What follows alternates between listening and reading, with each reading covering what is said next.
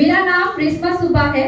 मैं पश्चिम बंगाल के उत्तरी भाग जलपाईगुड़ी जिले के डुवर्स क्षेत्र से आई हूँ। मैं सीसीआरटी के समस्त टीम को धन्यवाद देना चाहती हूँ, जिनकी वजह से आज मुझे मेरे क्षेत्र की कला और संस्कृति को दर्शाने का एक सुअवसर मिला। शुरू करने से पहले एक बात पूछना चाहती हूँ। आज कार्यक्रम का हम लोग का वर्कशॉप का लास्ट डे है। आप लोग खुशी है या दुखी है? बिछड़ने का गम है या परिवार से मिलने का खुशी है? बताइए। दोनों। स्वीट एंड सॉर दोनों जरूरी है। जी जी जरूर। ये हमें जो ये अनुभव मिला, एक प्रकार से स्टूडेंट लाइफ जीने का फिर से एक बार मौका मिला, ये जिंदगी में अब कभी नहीं मिलेगा।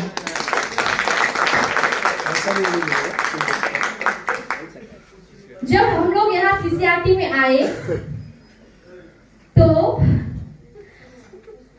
हमें कई शिक्षकों द्वारा प्रश्न पूछा गया कि मैम आप कहाँ से हो? किसी ने कहा मैम आप असम से हो, किसी ने कहा मैम आप नॉर्थ ईस्ट से हो, किसी ने कहा कि आप सिक्किम से हो।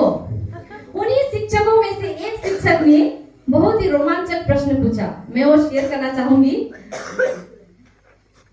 उन्होंने कहा, मेरे सामने आए और कहा कि मैम आप कहाँ से हो? तो मैंने कहा कि सर मैं तो वेस्ट बंगाल से हूँ। अरे आप वेस्ट बंगाल से हो तो आप उनके जैसे दिखते क्यों नहीं हो? इस प्रकार का प्रश्न मुझे पूछा गया तो मैंने कहा सर यही तो भारत है, यही तो विविधता में एकता है, यही मेरा भारत है। और आज मैं अपनी प्रस्तुति के द्वारा आप सभी को बताना चाहती हूँ कि हम लोग अलग हैं।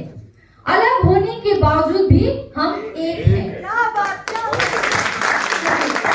तो और जिन्होंने मुझे ये प्रश्न पूछा, मैं उनसे निश्चित रूप से प्रॉमिस करती हूँ कि सर मेरा यह प्रस्तुति देखने के बाद भविष्य में आप कभी भी इस प्रकार का प्रश्न नहीं करेंगे।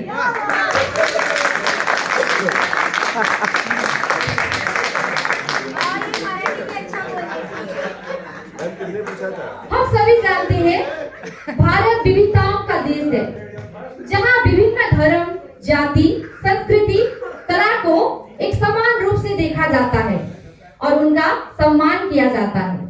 भारतीय गोरखा, जिन्हें नेपाली भारतीयों के रूप में भी जाना जाता है, जो मुख्य रूप से पश्चिम बंगाल के दार्जिलिंग, कालिम्पोंग, जलपाईगुड़ी जिला तथा अन्य राज्य जैसे सिक्किम, असम, उत्तराखंड, हिमाचल प्रदेश राज्यों में निवास करता है। और मैं आपको शायद आप सबको मालूम होगा कि 20 अगस्त 1992 को नेपाली भाषा को भारतीय संविधान में मान्यता प्राप्त हुआ था।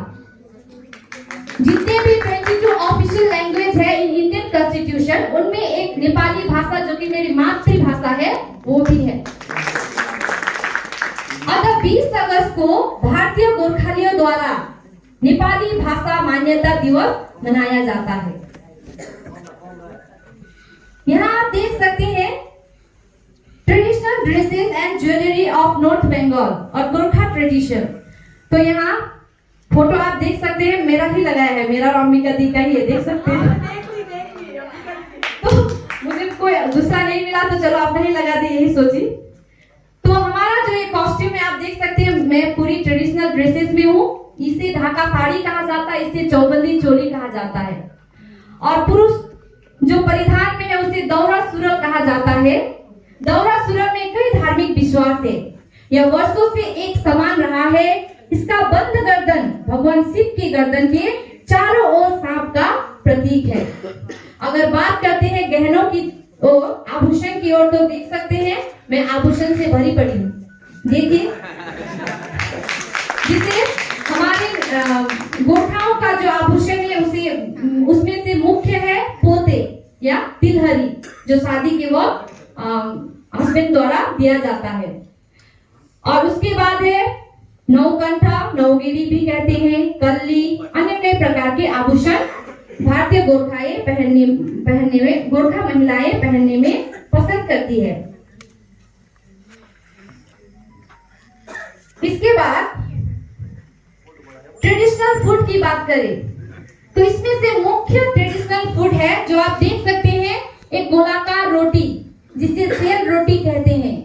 यह मुख्य रूप से चावल से बना होता है, चावल के आटे से बना होता है और यह बाहर से कुरकुरा और अंदर से नरम होता है। हम लोग यह ट्रेडिशनल फूड लेके आए थे, कितनों ने चखा है, कैसा लगा सर?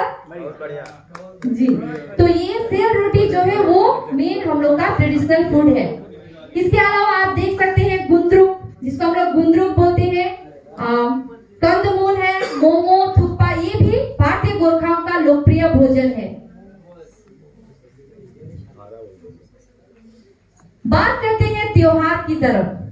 पश्चिम बंगाल दुर्गा पूजा के लिए बहुत ही प्रसिद्ध है, ये हम सभी जानते हैं। बड़े ही भव्य पंडालों, हर्षोल्लास के साथ पश्चिम बंगाल में दुर्गा पूजा मनाया जाता है। उसी प्रकार दशमी के दिन भारतीय गोरखाओं के घरों में भी बड़े बुजुर्ग द्वारा छोटों को चावल का पवित्र टीका लगाकर माता दुर्गा को साक्षी मानकर आशीर्वाद दिया जाता है। इसे परिवार में एकता बनाए रखने का एक सूचक है, जिसे हम लोग दशहरा टीका भी कहते हैं। उसके बाद बात करते हैं दिवाली। दिवाली हम सभी जानते हैं भारत के हर कोनों में मनाया जाता है। हमारे यहाँ दो मुख्य त्योहार है, भैलो और देवसी। भैलो में आप देख सकते हैं कि जितने भी बेटियां हैं वे अपने सांस्कृतिक परिधान में घर घर जाकर मनोरंजन करती है, नाच गान करती है, उसे भैलो कहा जाता है। ठीक उसके दूसरे दिन पुरुषों द्वारा सांस्कृतिक परिधान पहनकर मनोरंजन किया जाता है, जिसे हम लोग देवसी कहते हैं। भाई टीका जैसे कि भाई क्या बोलते हैं, भाई दूज, भाई फोटा, इस प्रकार का हम लोग का भाई टीका होता है। ये तो आप लोगों ने सुना ही होगा। अगर कोई कहता है कि वो मौत से नहीं डरता, या तो वो झूठा है या फिर गोरखा है। जनरल सैम मानिक शो द्वारा गया यह कथन, इसके बारे में मुझे कुछ कहने का जरूरत ही नहीं है। यह वाक्य अपने आप में परिपूर्ण है। यह गोरखा की वीरता और निडरता को दर्शाता है। इसके आगे तो मुझे कुछ कहने का जरूरत ही नहीं है। तो यह वाक्य आप सभी ने सुना ही होगा कि गोरखाएं वीरता के लिए प्रसिद्ध हैं। बात करते हैं गोरखा रेजिमेंट, ये भी आप लोगों ने जाना ही होगा। गोरखा रेजिमेंट की स्थापना 24 अप्रैल 1915 को हुई थी। गोरखाओं की वीरता को देखकर यह बनाया गया यह रेजिमेंट भारतीय सेना में बहुत ही प्रसिद्ध है और अपनी बहादुरी की मिसाल के कारण गोरखाओं को कई जगह बहादुर के नाम से भी जाना जाता है। इसके अलावा कई स्वतंत्र सेनानी है जिन्होंने भारतीय गोरखाओं का ऐतिहासिक योगदान दिया है। आप देख सकते हैं, सबसे पहले आता है कैप्टन राम सिंह ठकुरी। यहाँ महात्मा गांधी के समीप ढाका टोपी पहने, हाथों में वाद्य यंत्र लिए, ये है कैप्टन राम सिंह ठकुरी। वे भारत के स्वतंत्र संग्राम सेनानी तथा संगीतकार एवं गीतकार थे। उन्होंने कदम कदम बढ़ाए जा तथा अन्य कई गीतों की रचना की थी। इसके अलावा जो सबसे महत्वपूर्ण है, विश्व कवि रविन्द्रनाथ टैगोर द्वारा रचित राष्ट्रगान जन गण मन में जो ट्यून है वो इन्होंने ही दिए थे। उसके बाद आता है मेजर दुर्गा मल्ल। इनका जन्म 1 जुलाई 1913 को हुआ था। वे आजाद हिंद फौज के प्रथम गोरखा सैनिक थे जिन्होंने भारत की स्वतंत्रता के लिए अपने प्राणों की आहुति दी। 25 अगस्त 1944 को उन्हें फांसी के फंदे पर चढ़ा दिया गया।